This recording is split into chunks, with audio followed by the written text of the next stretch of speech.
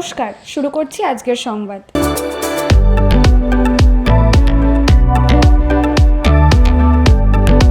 5ই ফেব্রুয়ারি রাজ্য বিধানসভায় বাজেট পেশ করেন অর্থমন্ত্রী চন্দ্রিমা ভট্টাচার্য।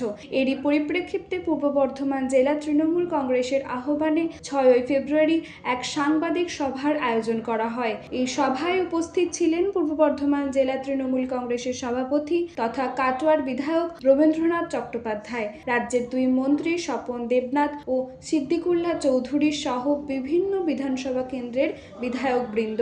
এই সভায় রবীন্দ্রনাথ চট্টোপাধ্যায় বলেন, মুখ্যমন্ত্রী মমতা বন্দ্যোপাধ্যায়ের অন্তর্বর্তী জনমুখী বাজেটে বাংলার সার্বিক উন্নয়নের বিষয়ে জোর দেওয়া হয়েছে। কেন্দ্রীয় সরকার যখন বিভিন্ন প্রকল্প বন্ধ করে দিচ্ছে, অর্থ সাহায্য আটকে রাখছে, তখন রাজ্যের মানুষের কথা চিন্তা করে মুখ্যমন্ত্রী মমতা বন্দ্যোপাধ্যায় একটি জনমুখী বাজেট তৈরি করেছেন, যেখানে ছাত্রছাত্রী, যুবতী, মহিলা, বৃদ্ধ-বৃদ্ধা, কৃষক, শ্রমিক, রাজ্য সরকারি কর্মচারী সকলের কথা গুরুত্ব দিয়ে বিবেচনা করা হয়েছে। এদিনের সাংবাদিক সভায় এই বাজেট নিয়ে সংক্ষেপে আলোকপাত করেন পূর্ব বর্ধমান জেলা মহিলা তৃণমূল কংগ্রেসের সভাপতি নীলাম মুন্সি। তিনি বলেন, এই বাজেট মানুষের জন্য, মানুষের দ্বারা তৈরি করা বাজেট। কেন্দ্রীয় সরকারের বাজেটে যেখানে কৃষকদের সম্পূর্ণ উপেক্ষা করা হয়েছে, মহিলাদের উপেক্ষা করা হয়েছে, যুবকদের তারা ভুলে গেছে, প্রান্তিক মানুষদের দিক থেকে মুখ ফিরিয়ে নিয়েছে, সেখানে পশ্চিমবঙ্গের বাজেট আশা থেকে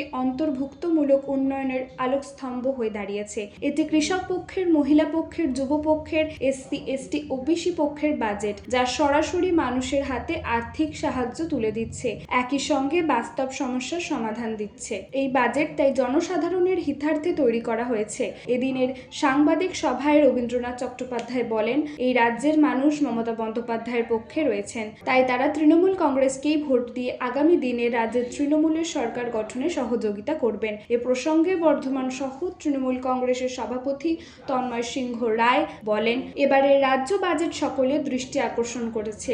সপক্ষের মানুষের কথা এই বাজেটে বিবেচনা করা হয়েছে। জনহিতকর এই বাজেট সকলের কাছেই গ্রহণযোগ্য হয়েছে।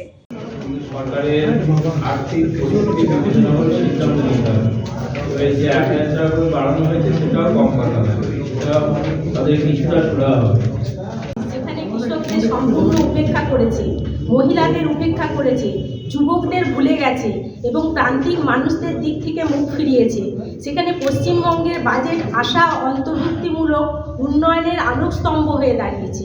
এটি কৃষকের পক্ষে, মহিলার পক্ষে, যুবকের পক্ষে, এসটি, এসসি, ওবিসির পক্ষে বাজেট, যা সরাসরি মানুষের হাতে আর্থিক সাহায্য তুলে দিচ্ছে এবং বাস্তব সমস্যার বাস্তব সমাধান দিচ্ছে। ভূমিহীন কৃষকরা হলেন নীরব নায়ক, যাদের কঠোর পরিশ্রমে দেশের মানুষের মুখে অন্ন তুলে দিচ্ছে, অথচ তাদের নিজের জমি নেই এবং তারা দৈনিক মজুরির উপর নির্ভর করে বাঁচে।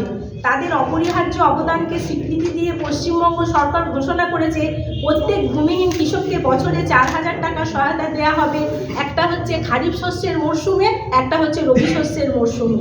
আশাকর্মী, অঙ্গনওয়াড়ি কর্মী, সিভিক ভলেন্টিয়ার, গ্রাম পুলিশ, গ্রিন পুলিশের মাসিক ভাতা 1000 টাকা করে বাড়ানো হয়েছে।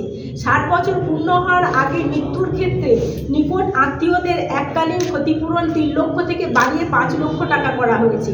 এই ফ্রন্টলাইন যোদ্ধারাই গ্রামস্তরে স্বাস্থ্য, শিশু পরিচর্যার মূল ভিত্তি, অথচ কেন্দ্রীয় সরকার তাদের খুব সামান্য ভাতা দেয় এবং এদের কর্মী নয়, স্বেচ্ছাসেবক হিসাবে বলে ধরে।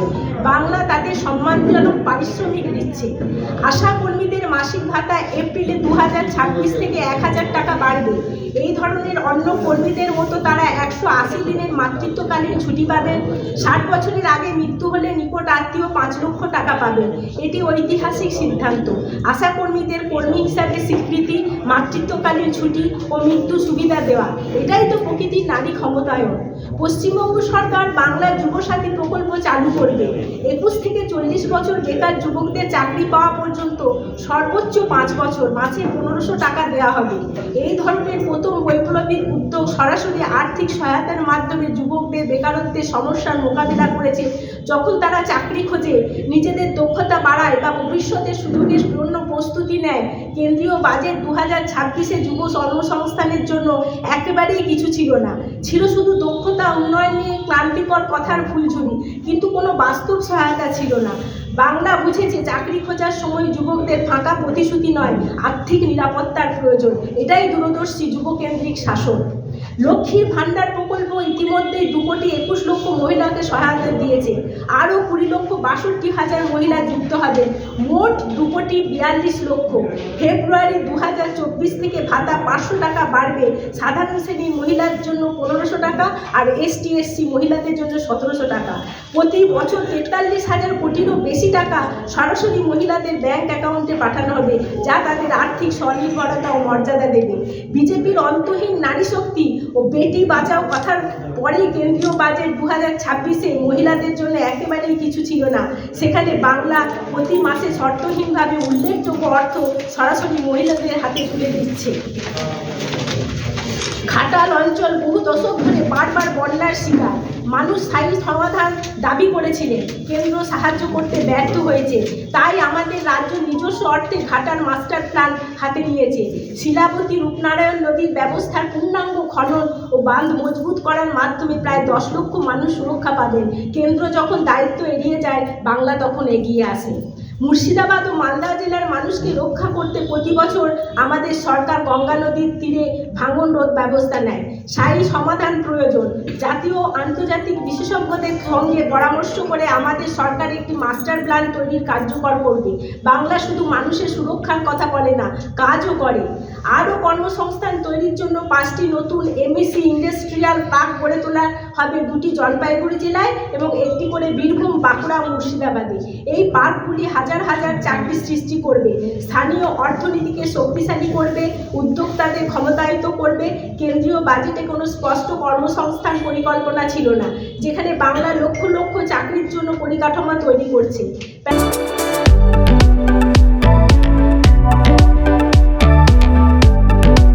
রাজ্যের মুখ্যমন্ত্রী মমতা বন্দ্যোপাধ্যায় ও তৃণমূল কংগ্রেসের সর্বভারতীয় সাধারণ সম্পাদক অভিষেক বন্দ্যোপাধ্যায়ের সঙ্গে এই রাজ্য থেকে দিল্লিতে গিয়েছিলেন SIR প্রক্রিয়ার নানানভাবে বঞ্চিত মানুষজন। এর মধ্যে SIR এর কারণে শহীদ পরিবারের সদস্যরা যেমন গিয়েছিলেন, তেমনি বিভিন্নভাবে হয়রানির শিকার হওয়া মানুষেরাও রয়েছেন। 6 ফেব্রুয়ারি তারা দিল্লি থেকে ট্রেনে বর্ধমান স্টেশনে এসে নামেন। এখানে তাদের তৃণমূল কংগ্রেসের পক্ষ থেকে সম্বর্ধনা দেওয়া হয়। উপস্থিত ছিলেন রাজ্য তৃণমূলের ST সেলের নেতা দেবু টুডু, বর্ধমান দক্ষিণ বিধানসভা কেন্দ্রের বিধায়ক খোকন দাস, কাউন্সিলর ইন্তেখাব আলম প্রমুখ।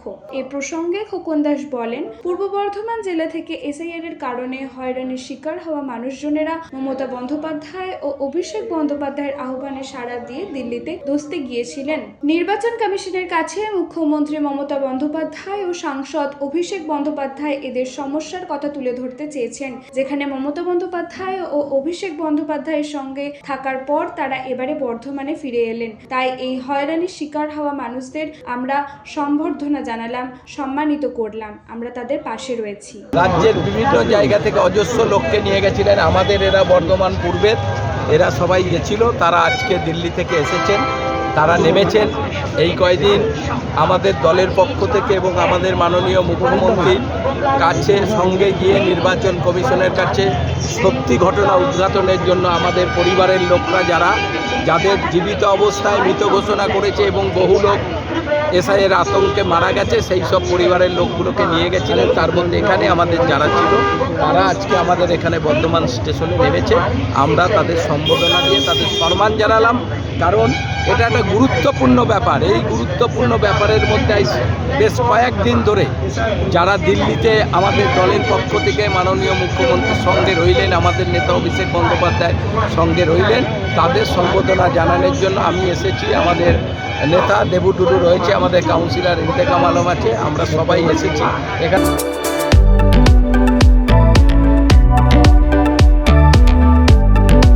আজকের সংবাদ এই পর্যন্ত। নমস্কার।